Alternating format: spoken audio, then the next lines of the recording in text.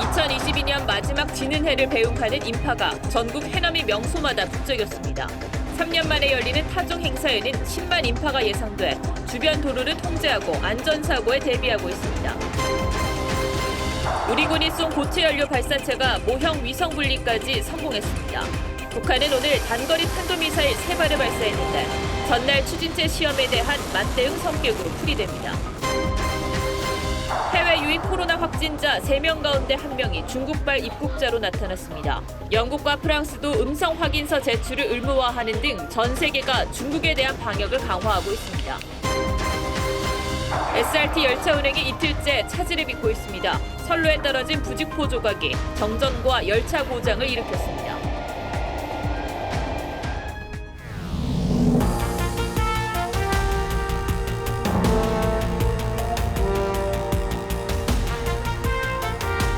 시청자 여러분 안녕하십니까? 뉴스7의 김명우입니다. 돌이켜보면 올 한 해도 대한민국은 그야말로 역동적이었고 다사다난했습니다. 이제 5시간 정도 뒤면 2023년 개묘년이 출발합니다. 2022년 마무리는 잘 하셨는지 모르겠습니다. 오늘 수많은 시민들이 해넘이 명소를 찾아 붉은 노을을 보며 한 해를 마무리하고 새해에는 좋은 일만 가득하길 기원했습니다. 저희 뉴스7이 공교롭게도 올해 마지막 날과 새해 첫날 뉴스를 전해드리게 됐는데 마지막 날 뉴스7 첫 소식은 정아람 기자가 전합니다.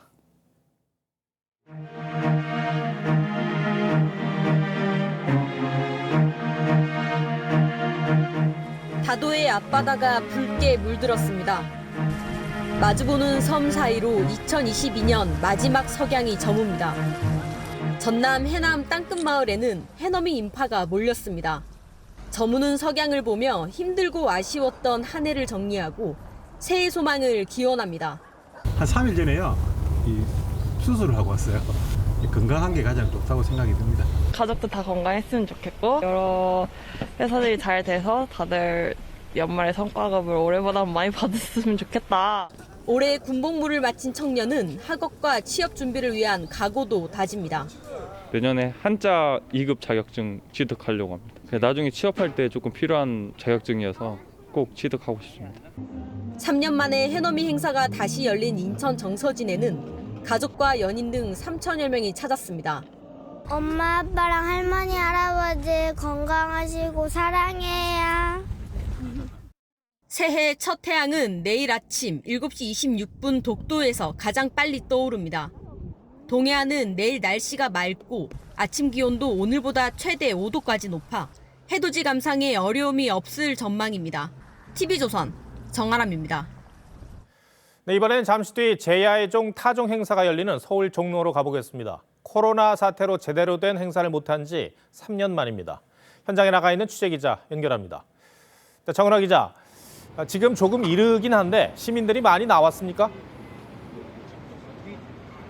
네, 지금 이곳 서울 보신각 제야의종 현장은 막바지 타종 준비로 한창입니다. 아직 행사 시작까지 5시간이나 남았지만 벌써 많은 시민분들이 모여 계십니다. 3년 만에 재개된 새해 맞이 행사로 시민분들은 설렘을 감추지 못했습니다. 여기까지 와서 보는 건 이번이 처음이어서 애들하고도 한번 같이 한번 보고 싶어가지고 이렇게 한번 오게 됐습니다.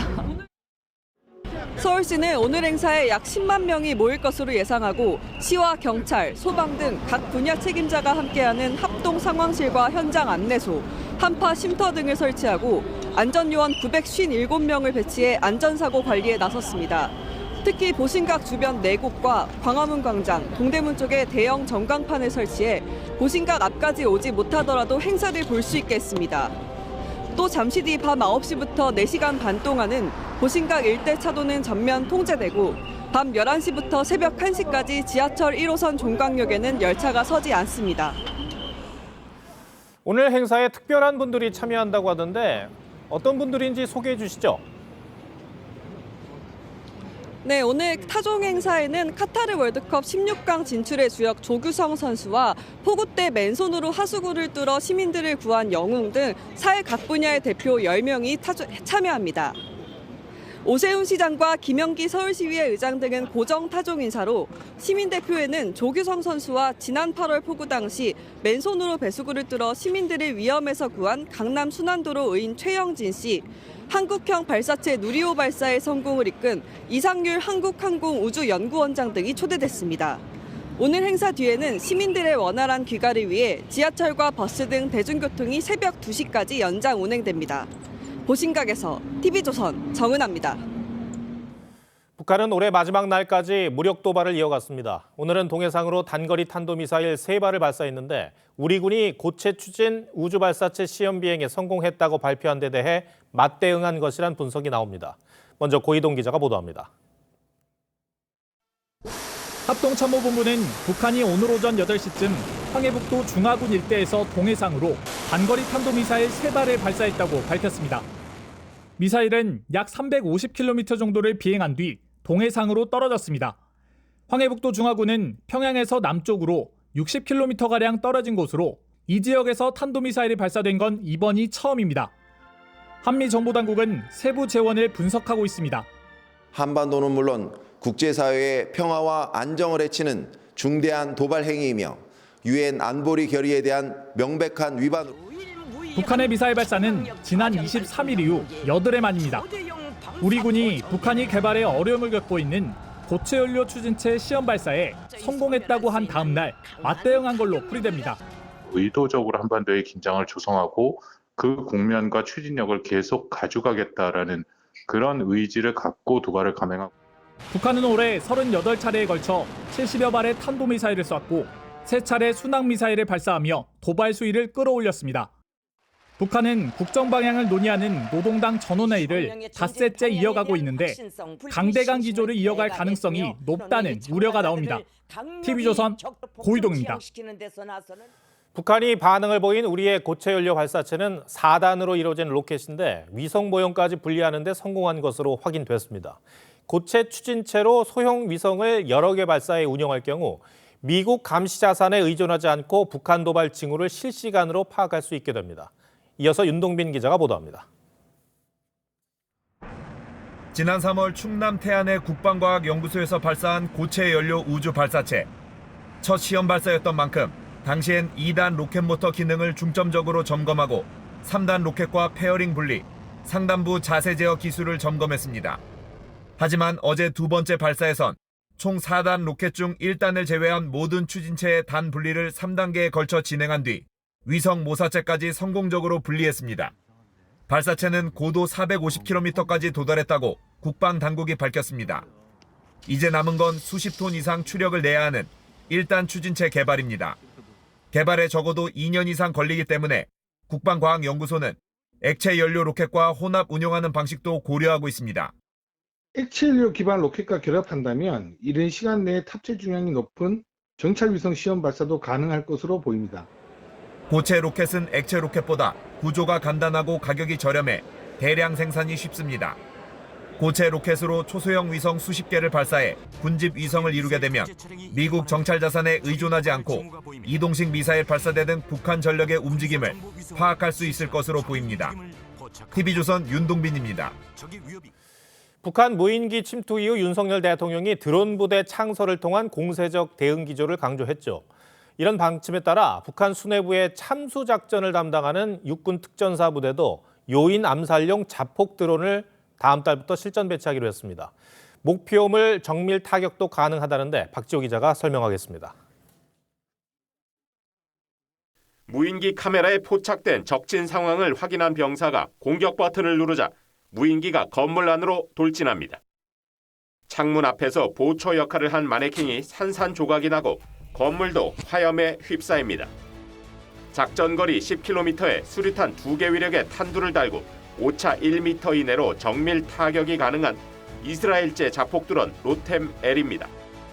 정지된 목표물이 아닌 움직이는 차량을 대상으로 한 요인 암살 시험도 성공했습니다. 우리 군은 다음 달부터 자폭드론 로템-L을 실전 배치하기로 했습니다. 지난 3월 육군 특수전사령부에 납품된 이후 약 10개월간의 전력화 평가를 거쳐 작전에 효과적이라고 판단한 겁니다. AI 드론봇 전후와 함께 최소 희생으로 최단 시간에 전투에서 반드시 승리할 것입니다. 자폭도로는 북한 수뇌부 참수작전을 담당하는 특전사 13여단에 우선 배치될 예정입니다. 이 참수부대는 북한이 육해공 전방위 도발을 한 지난 10월 미육군 특수부대 그린베레와 함께 야간 침투 합동 작전과 유인 호송 훈련을 진행했습니다. TV조선 박주호입니다. 네, 다음 달에는 완전히 마스크를 벗을 거라 기대하는 분들 많으실 텐데요. 최근 국내 상황만 보면 가능한 전망이기도 했죠. 그런데 중국의 상황이 변수입니다. 중국발 입국자에 대한 강력한 방역 조치가 얼마나 효과를 발휘하는지가 이 마스크 해제 시기를 결정할 것으로 보입니다. 이태희 기자가 보도합니다. 정부는 지난주 실내 마스크 착용 의무를 내년 1월 말쯤 조정할 수 있을 걸로 내다봤습니다. 정확하게 사실 말씀드리긴 어렵고 설 연휴 이후 1월 말 정도. 하지만 중국 내 코로나 환자 폭증으로 상황이 달라졌습니다. 계획했던 실내 마스크 의무 조정에 대해서는 예상보다 다소 늦어질 가능성도 있음을 말씀드립니다. 정부가 중국인 관광객의 입국을 막는 강력한 방역 조치를 발표한 것도 이 때문입니다. 상대적으로 좀 강한 조치를 취한 것은 우리가 우리의 갈 길을 가기 위해서 그런 겁니다. 중국을 일단 막아놨으니까 우리는. 중국 내 코로나 상황이 예상보다 빨리 진정될 거란 전망도 강력한 방역 조치의 배경입니다. 확진자 1명이 15명을 감염시키는 현 추세라면 다음 달 춘절 전후로 중국 내 코로나 상황이 정점에 다다를 수 있습니다. 중국이 그러면 한두 달 안에는 거의 유행이 끝나고 한 달쯤 중국에 대한 빗장을 걸어 잠그면 3년 전과 달리 큰 피해를 입지 않을 수 있다는 겁니다. 오늘 국내 코로나 신규 확진자는 6만 3,104명으로 감소 추세를 보였지만 해외 유입 확진자 중 3분의 1은 중국발이었습니다. TV조선 이태희입니다. 우리뿐 아니라 유럽도 중국에 대한 방역 조치를 강화하고 있습니다. 영국과 프랑스가 중국발 여행객에게 음성 확인서를 제출하고 코로나 검사도 하도록 했습니다. 박상준 기자의 보도입니다.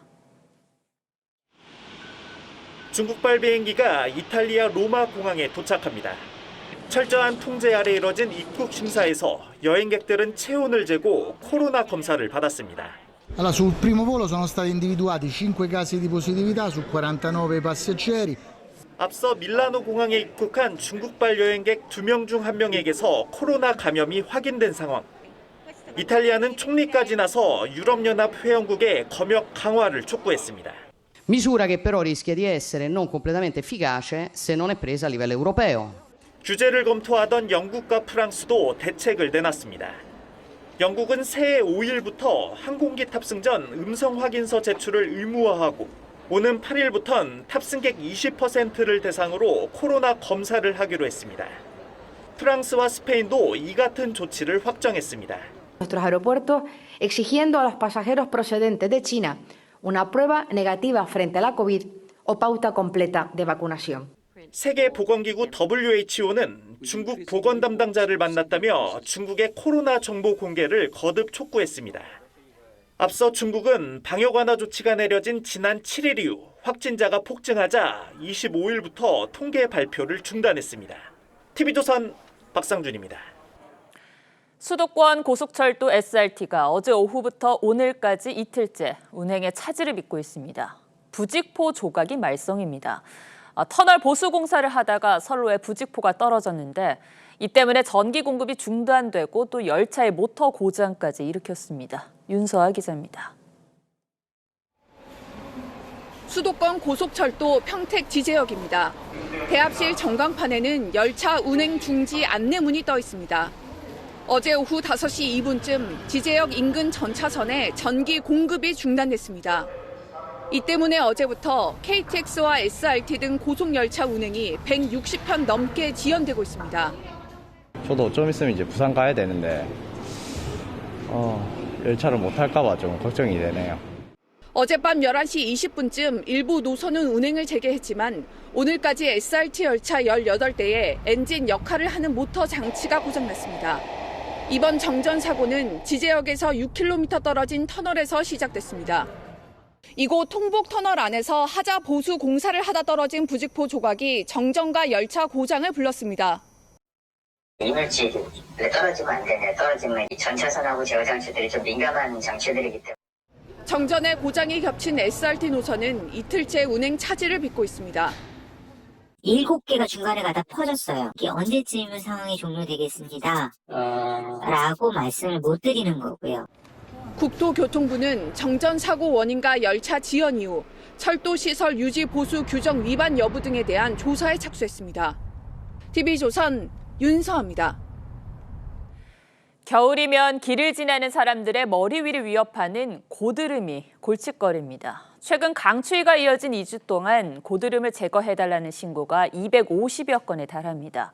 건물 외벽인데다 날씨도 여전히 추워서 소방관들이 이 고드름과의 싸움을 벌이고 있습니다. 안윤경 기자가 취재했습니다. 주민센터 외벽에 고드름이 마치 얼어버린 폭포처럼 붙어 있습니다. 손도끼로는 역부족, 힘이 센 전기 해머까지 동원해 얼어붙은 고드름을 깨부숩니다. 한 도심 건물 외벽에는 3층 높이로 고드름이 얼어붙었고 골목길 위 보일러 배관은 마치 송곳처럼 날카로운 고드름이 매달려 있습니다. 최근 2주 넘게 강추위가 계속되면서 작게는 수십 센티미터, 크게는 10m가 넘는 고드름이 생겨 행인들을 위협하는 겁니다. 지난 2주간 고드름이 생겨 위험하니 제거해달라는 119 신고는 250여 건이나 들어왔습니다. 날이 추워 꽁꽁 언데다 크기도 커 잘라내는데 몇 시간씩이나 걸리기도 합니다. 이제 수건이 터져서 물이 새거나 아니면 이제 창문이나 연통으로 수증기가 나오는 부분에서 그런 식으로 크게 고드름이 생성되는 경우. 머리 위 하늘에선 고드름이, 발밑 땅에는 빙판길도 행인들을 위협하는 겨울. 소방당국은 특히 날이 풀리면서 녹아 떨어질 수 있는 고드름에 주의해야 한다고 당부했습니다. TV조선 안윤경입니다. 오늘 수도권의 시야가 답답했습니다. 미세먼지 농도가 나쁨 수준이었는데요. 중국이 코로나 봉쇄를 풀고 공장을 다시 돌리면서 오염물질이 증가한 탓으로 보입니다. 내일 새해 첫 해돋이 보러 가는 분들도 있을 텐데 그 시각에는 어떨지 윤수영 기자가 보도합니다. 서울 남산이 한 해의 마지막 해넘이를 보기 위해 모인 시민들로 북적입니다. 청명한 하늘을 기대했지만 장막을 친 듯 뿌연 하늘에 아쉬움이 큽니다. 경치를 좀 보려고 해서 왔는데 생각했던 것보다 너무 이제 하늘이 좀 뿌여서 좀 아쉬운 마음이 가득한데 지금 오늘 서울과 수도권, 충청과 전북 등 중서부 지역의 초미세먼지 농도는 종일 나쁨 수준을 보였습니다. 대기가 정체돼 국내 오염물질이 쌓인 데다 오후부터는 중국발 미세먼지가 서풍을 타고 한반도로 유입된 겁니다. 오후부터 국외 미세먼지가 유입되기 시작하여 내일까지 전국적으로 영향을 줄 것으로 예상이 됩니다. 중국이 지난 7일 제로 코로나 정책을 폐기한 뒤 공장 가동이 늘어났기 때문입니다. 중국은 2025년까지 석탄 생산과 발전량을 높일 계획이라 미세먼지 유입은 더 늘어날 것으로 보입니다.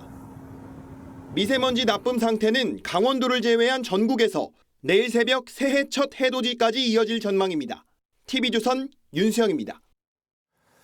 문재인 정부 때 불거진 각종 의혹과 관련해 서해 피격 사건을 제외하고는 대부분의 검찰 수사가 해를 넘기게 됐습니다. 그 중에서도 성남 FC 불법 후원금 의혹 사건에서 민주당 이재명 대표의 검찰 출석이 큰 관심이죠. 아직 정확한 일정을 수사팀에 알리지 않은 것으로 전해졌는데 설 연휴 전엔 출석한다는 방침을 세운 것으로 보입니다. 일부 민주당 의원들은 더 일찍 나가라는 의견을 내기도 한다고 합니다. 김보건 기자가 보도합니다. 올해 정진상, 김용, 이화영 등 측근들이 잇따라 구속된 이재명 대표. 자신도 성남FC 불법 후원금 의혹과 관련해 검찰의 소환 통보를 받은 상태입니다. 윤석열 정권의 검찰이 민주주의를 파기하는 도구로 전락했습니다. 민주당 관계자는 신년 기자회견을 먼저 한 뒤 내달 10일 이후 설 연휴 전 출석할 가능성이 높다고 전했습니다. 다만 민주당 의원 단톡방에선 기왕 출석하기로 한 만큼 내달 초에 빨리 가는 게 좋겠다는 의견이 많은 것으로 전해졌습니다. 실제로 이 대표는 내달 4일과 5일 별도의 지방 일정을 잡지 않고 있는 것으로 확인됐습니다. 그 외 검찰이 보고 있는 문재인 정부 당시 각종 비리 의혹들에 대한 수사도 대부분 해를 넘긴 상황입니다.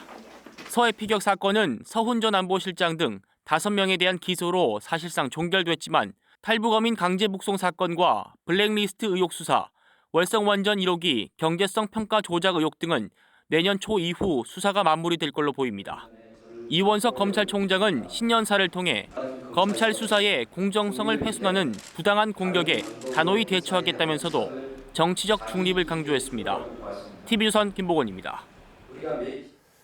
이렇게 이재명 대표의 검찰 출석이 다가오면서 대장동 의혹의 핵심인 김만배 씨의 입에도 다시 관심이 집중되고 있습니다. 최근 극단적 시도까지 한 김 씨가 검찰의 수사 압박 속에 새해에는 입을 열지, 오늘은 서영일 기자가 김만배 입에 포커스를 맞췄습니다. 지난해 11월 구속된 뒤 1년여 만에 석방된 김만배 씨. 소란을 일으켜서 여러모로 송구스럽다는 말씀드리겠습니다. 하지만 김 씨는 긴 옥살이 중에도 또 석방 이후 한 달이 지났음에도 입을 열지 않았습니다. 유동규 전 본부장과 남욱 변호사가 석방 이후 연일 이재명 대표를 향해 폭로를 이어가는 것과는 정반대 행보입니다. 정진상 실장 통해서 정영학 녹취록 제출 여부 들으셨다는 거 사실입니까? 검찰은 그 사이 김 씨가 숨긴 대장동 수익을 추가로 찾아내고 김 씨를 옥바라지해온 헬멧남 등 최측근 2명을 대장동 수익은닉 등 혐의로 구속하면서 김 씨를 압박했습니다. 김만배! 도망가지 마! 이거 보냈다는 시간인데요. 도망가지 마! 지난 14일 김 씨가 극단적 선택을 시도한 배경입니다.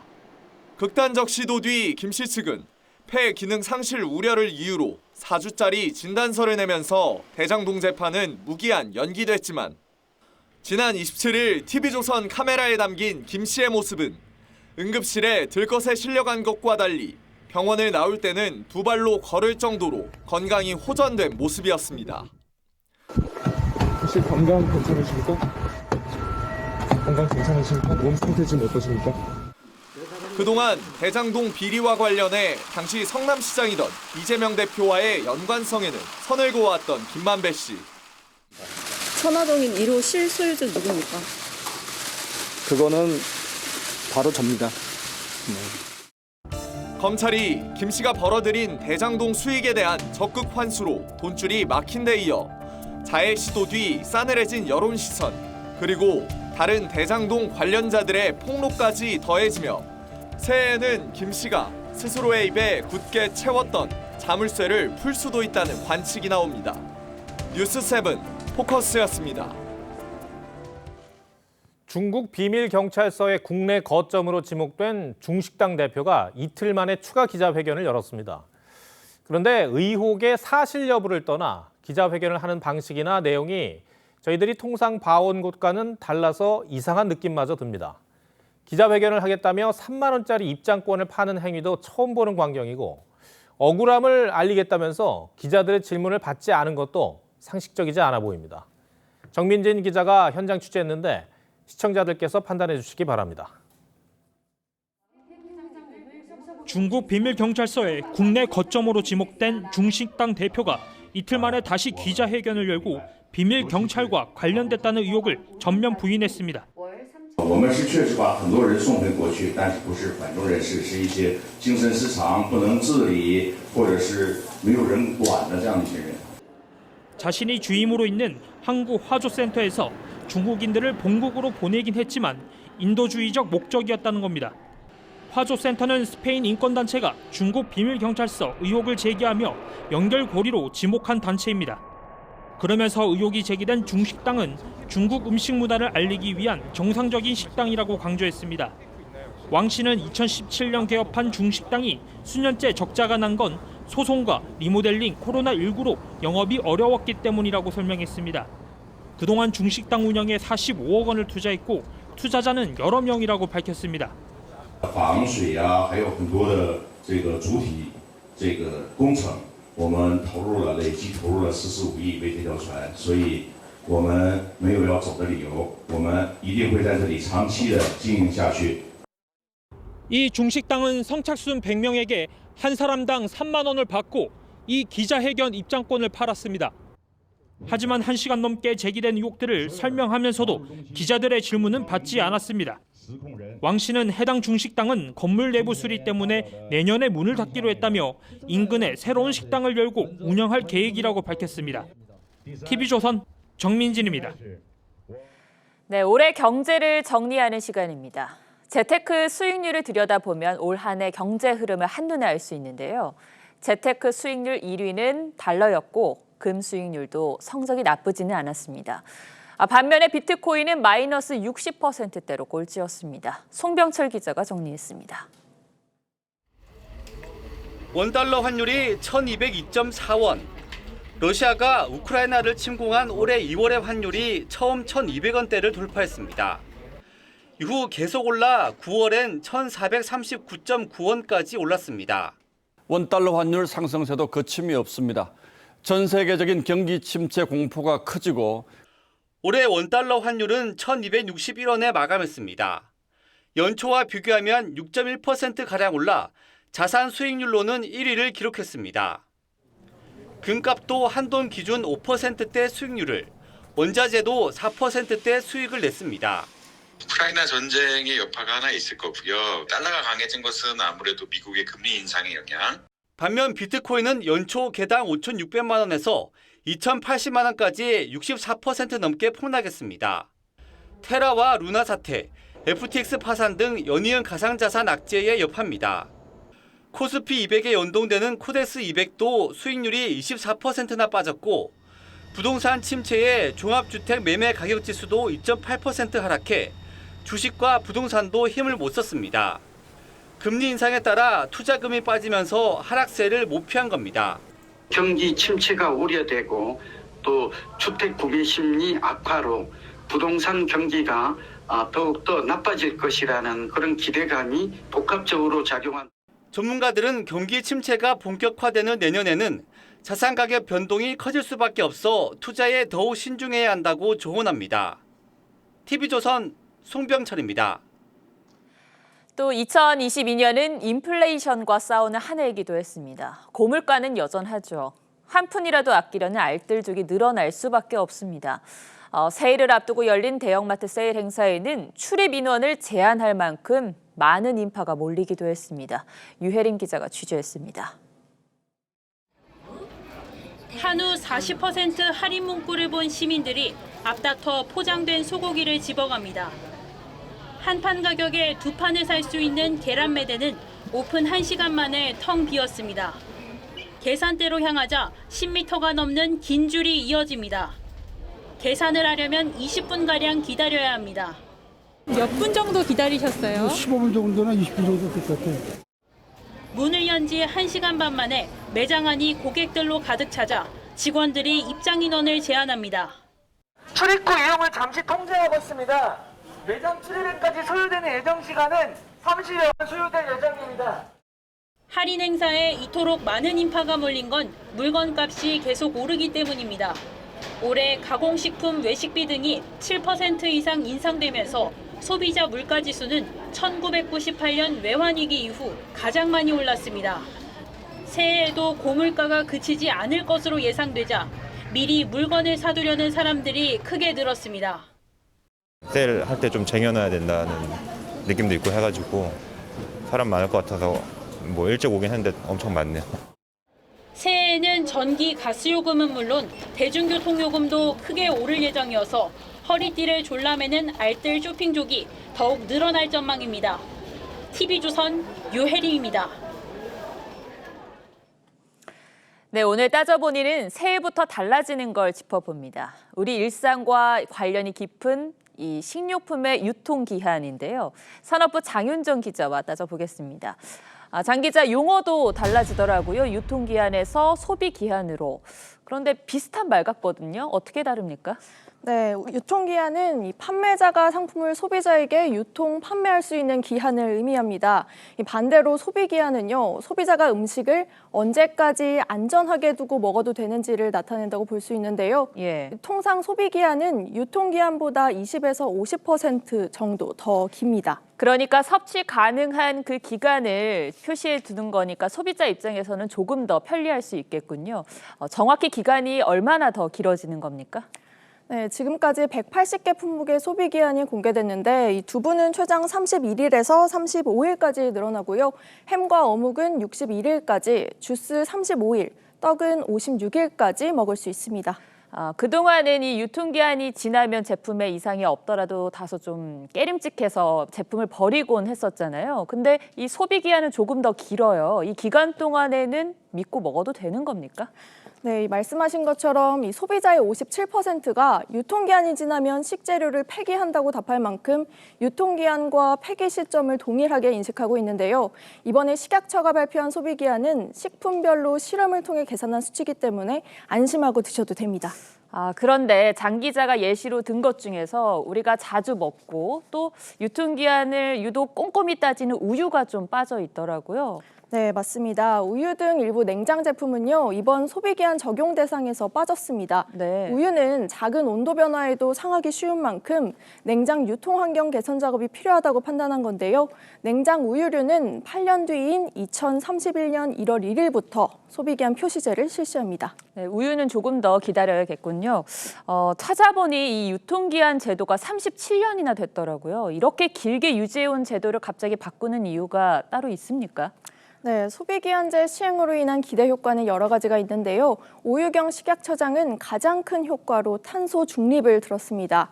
현재 국내에서 버려지는 식품 폐기물은 연간 548만 톤으로 처리 비용만 매년 1조 960억 원이 들고 있는데요.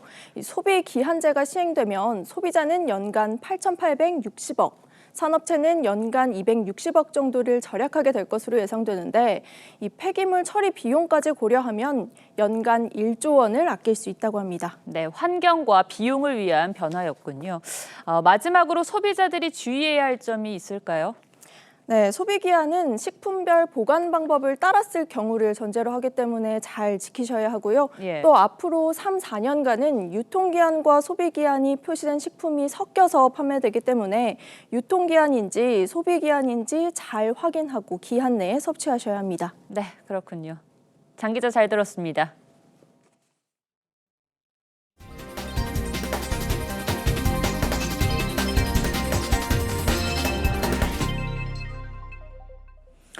복제가 불가능한 토큰, NFT 바람이 예술계를 중심으로 불고 있죠.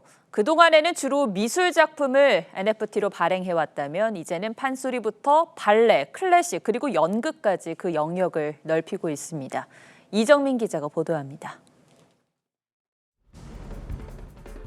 얼굴 없는 여인이 가면을 쓰자 불타오르며 나타나는 연극배우 박정자의 얼굴. 무대 위에선 불 같아서 화녀로 불리는 박정자 씨의 NFT입니다. 사물놀이의 창시자 이광수의 NFT는 경쾌하게 울리는 꽹과리와 비나리 가락에 붉고 푸른 물결 사이로 풍류천하 세계평화라는 글자가 에워쌉니다. 내 모습을 디지털 작품으로 만드는 기회를 갖게 돼서 참 기분이 좋습니다. 서울문화재단이 제작한 한국을 대표하는 공연예술인 30팀의 NFT인데 공연예술계는 자신의 예술을 영원히 남길 수 있다며 반깁니다. 휘발성이 강하고 온전히 기록되기가 참 어려운 예술인데요. 이런 것들이 새롭게 나옴으로 인해서 공연하고 사라지는 것들을 다시 향유할 수 있는 성악, 피아노 연주 등 클래식 음악부터 판소리, 무용, 연극까지 다양한 분야의 NFT는 판매 수익금이 전부 예술인들에게 돌아갑니다. 미래에 대해 생각하면서 한번 우리가 같이 열어놓고 얘기할 수 있는 좋은 기회가 좀 됐다고 생각해요. 공연 후에 작품이 사라지는 공연 예술인들에게 NFT가 낯설지만 새로운 예술 지원의 활로로 떠올랐습니다. TV조선 이정민입니다. 정쟁이 심할 때 여야의 정치적 메시지에는 뼈가 있는 경우가 많죠. 올해 마지막 날 정치권에서 나온 메시지에는 유독 더 날이 서 있는 모습입니다. 장영욱 기자 리포트 전해드리고 뉴스야 이어가겠습니다. 그러나 검찰의 소환 통보를 받은 이재명 민주당 대표는 신년사에서 야당 파괴, 정치 보복 폭주가 멈출 기미가 없다며 검찰 독재 정권의 일탈을 저지하겠다고 강조했습니다. 국민이 쟁취한 민주주의가 후퇴하지 않도록 국민께서 부여하신 권한을 최대한 제대로 사용하겠습니다. 박홍근 원내대표도 상식과 공정은 통째로 무너졌다며 야만의 시대가 부활했다고 비판했습니다. 미국에 체류 중인 이낙연 전 대표는 SNS에 이 겨울 참 어둡고 춥다는 글을 올렸고 앞서 문재인 전 대통령도 신년 연합장에서 유난히 추운 겨울이라며 경제는 어렵고 민생은 고단하고 안보는 불안하다고 했습니다. 반면 올해 여당이 된 국민의힘 정진석 비대위원장은 국민이 공정과 정의를 바로 세워달라고 윤석열 정부를 출범시켰다는 걸 강조했고 높아진 국민 눈높이에 흡족할 수 있도록 국민의힘은 혼신의 노력을 다할 것입니다. 주호영 원내대표도 지난 정부의 잘못을 개혁해 나가겠다고 말했습니다. 방만한 국가 재정을 건전화하고 연금, 노동, 교육 3대 개혁에도 주력할. 당권 주자인 김기현 의원은 이재명 대표를 향해 새해에는 거짓말하기, 프레임 씌우기 그만하라고 비판했고 권성동 의원은 문재인 전 대통령 신년사를 거론하며 문 전 대통령이 망친 나라를 윤석열 정부가 정상화하는 중이라고 반박했습니다. TV조선 장용욱입니다.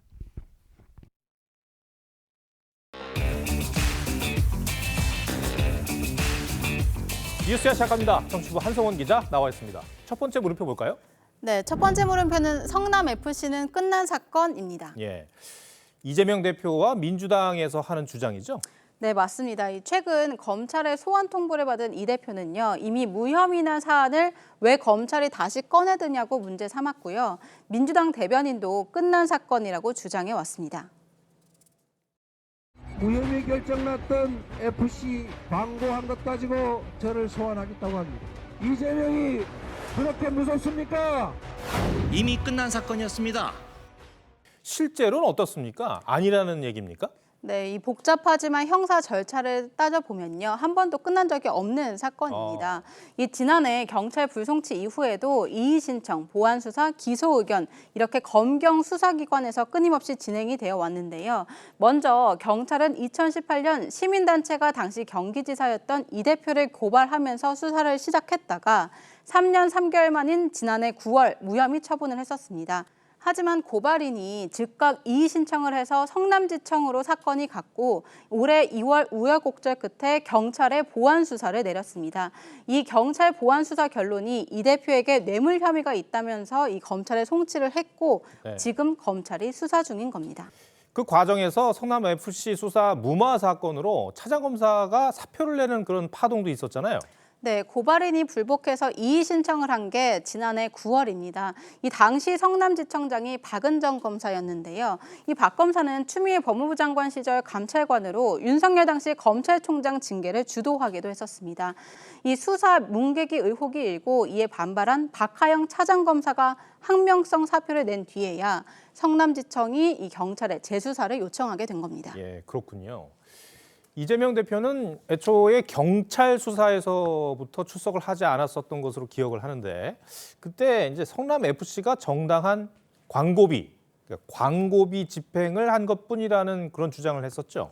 네, 그런데 이 지금까지 공개된 증거들만 봐도요. 이 대표의 주장은 사실과 어긋난 부분들이 있습니다. 이 2015년 성남FC와 알파돔시티가 5억 원대 후원 협약을 체결할 때 사진을 보시면요. 이 광고비가 아닌 후원금이라고 적혀 있습니다. 또 최근 입을 열기 시작한 유동규 전 본부장도 한 언론 인터뷰에서 이 관중수가 1등인 구단도 1억 원 광고받기가 힘들다면서 이 40억, 50억 받은 성남FC를 향해 작심 발언을 하기도 했습니다. 한마디로 말하면 이 타 구단 광고비랑 단순 비교만 해봐도 이 광고비라는 주장이 안 통한다는 건데요. 이 대표는 성남시장으로 있으면서 기업들로부터 180억 원대 후원금을 받은 혐의를 받고 있습니다. 지금 민주당은 이 대표 수사에 검찰 60-70명이 투입됐다면서 명단 공개도 하고 상당히 강하게 반발을 하고 있죠. 네, 그래서 이 좌표 찍기라는 비판도 나왔었는데요. 일부 검사 사진은 전혀 다른 얼굴이 들어가서 논란이 되기도 했습니다.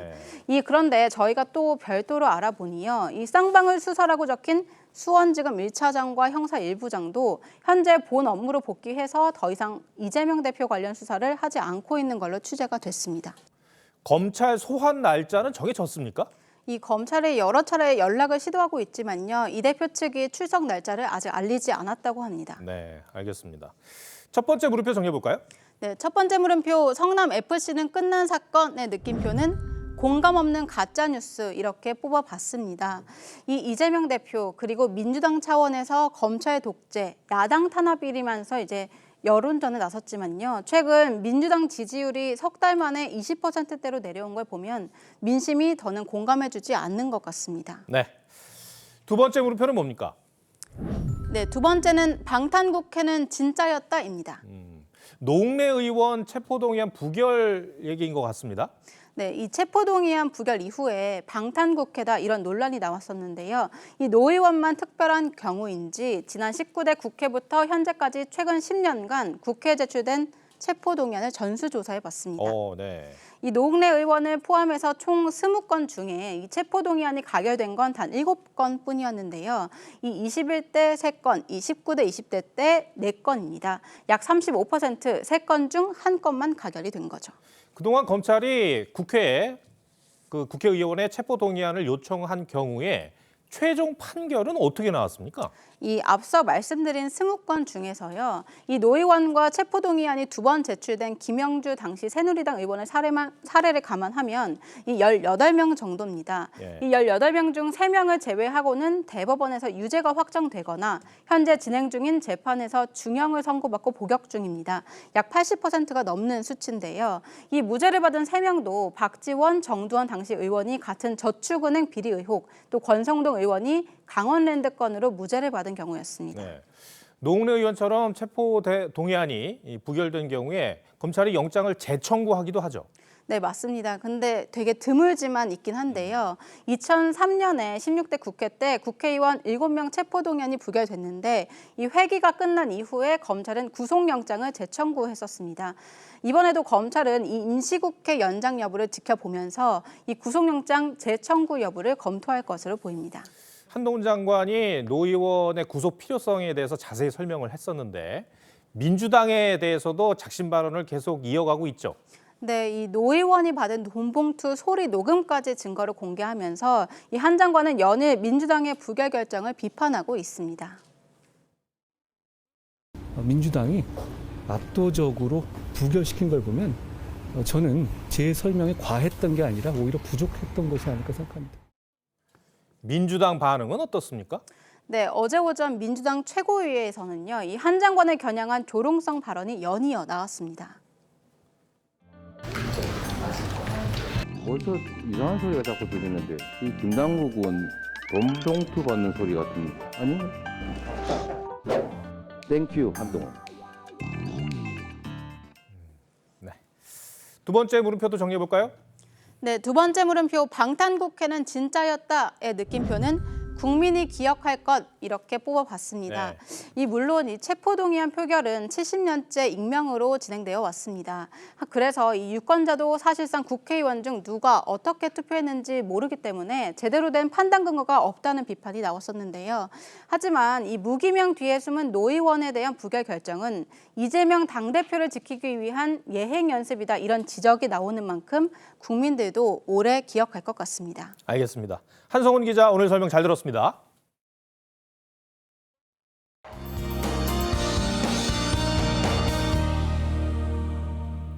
어느덧 올해 마지막 해도 저물었습니다. 내일은 새해 첫 해가 떠오를 텐데요. 대부분 지역에서 해맞이가 가능하겠습니다. 서울은 아침 7시 47분쯤 해가 떠오르겠고요. 이때 기온은 영하 2도 정도가 되겠습니다. 밤사이 미세먼지는 더 많은 지역으로 확대되겠습니다. 전국이 나쁨 수준을 보이다가 오후에 중부 지역부터 차츰 해소되겠습니다. 내일도 심한 추위는 없겠는데요. 아침에는 서울이 영하 4도, 대구는 영하 2도에서 출발하겠고요. 낮 기온은 서울이 2도, 전주는 6도까지 오르겠습니다. 다만 새해 첫 출근길에는 영하 10도 안팎의 강추위가 찾아오겠습니다. 꼭 참고하시면 좋겠고요. 올 한 해도 잘 마무리하시길 바라겠습니다. 날씨였습니다. 퍼마크라이시스, 영국 콜린스 사전이 꼽은 올해의 단어입니다. 영구적 위기라는 뜻의 신조어입니다. 전쟁과 인플레이션, 계속된 코로나 사태와 높아지는 핵 위협. 한 위기 끝에 또 다른 위기가 꼬리를 물고 다가와 괴로웠던 한 해였음을 말해줍니다. 돌아보니 저도 뉴스를 진행하면서 위기라는 단어를 많이 말했더군요. 여러분만의 2022년을 정의 내린다면 어떤 단어가 떠오르시는지요? 내년도 전례 없는 위기에서 출발합니다. 하지만 위기는 새 가능성을 잡을 기회이기도 하죠. 영국 이코노미스트도 인구 변화와 지정학 갈등, 또 에너지 전환 등을 통해서 대대적인 변혁이 시작될 것이라고 예측을 했습니다. 여러분의 2023년은 기회를 잡는 단어로 써 내려나가길 바라며 2022년의 마지막 뉴스7을 마칩니다. 올 한 해도 함께해 주셔서 고맙습니다.